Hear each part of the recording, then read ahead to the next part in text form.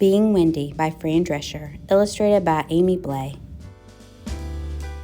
Deep in a valley sits the tiny town of Boxville, and all the people who live there fit very comfortably in the boxes they wear. As she did every Monday morning, Wendy Starbright walked to school. Wendy said hello to Officer Miranda Wrights, who were her police officers, boxed with pride as she directed traffic. She smiled at Willie Walkenpoop as he held on tightly to many leashes, and Wendy stared at the beautiful Bella Fashionista, the dress shop owner, as she unlocked the door to her fancy store. At school, Wendy's teacher, Mrs. Redenwright, wrote on the blackboard in perfect penmanship. Wendy looked around the classroom and saw that all the students were happy wearing the boxes they had chosen. Hope's box said doctor because she knew she wanted to cure sick people. Joe's box said soldier because he wanted to protect people. And Candy's box said baker because she loved sweets. But Wendy didn't want to be labeled anything at all. She wiggled in her box, if only she could take it off.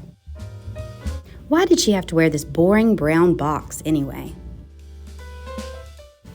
Wendy was full of ideas. She loved to do lots and lots of things. How could she possibly pick one to put on her box? Wendy loved to play guitar and shoot hoops. Should her box say guitarist? Or maybe basketball player? Or...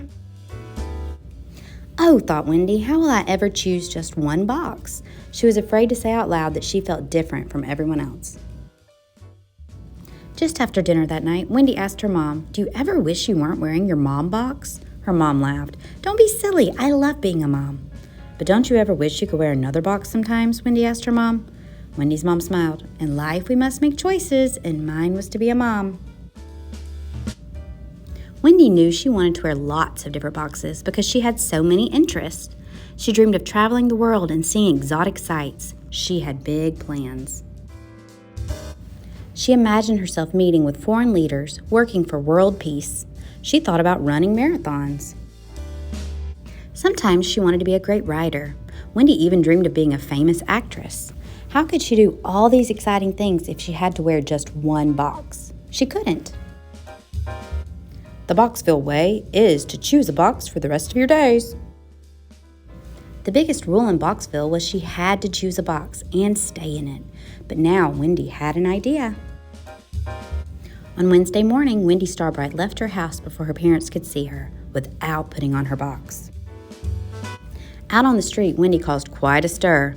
Officer Miranda Wrights blew her whistle, but Wendy kept walking. Willie Walkenpoop's dogs barked and howled, but Wendy kept walking. And Bella Fashionista covered her eyes, but Wendy kept walking. At school, the kids laughed and pointed at Wendy. Even her friends didn't understand. They all made her feel weird, like she didn't belong. Mrs. Redenwright sent Wendy to the principal's office for violating the town's biggest rule. "Why can't you just choose a box like everyone else, Wendy?" she said with disappointment.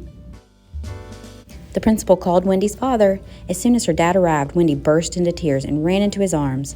But as always, his box got in the way.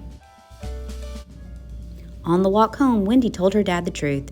"I know everyone in Boxville likes wearing their boxes, but I don't." "You just haven't found the right box yet, but you'll find the one that fits," said Wendy's dad. "Thanks," Wendy said with a weak smile, "but I know in my heart that one box will never be enough." "Well, think it over," said Wendy's dad, "and please get back inside your box to do that." Wendy tried to take her dad's advice, but the more she thought about it, the more she hated thinking inside the box. She would never fit in at school, at home, or in Boxville. Being different was lonely, but she couldn't be any other way. She was different.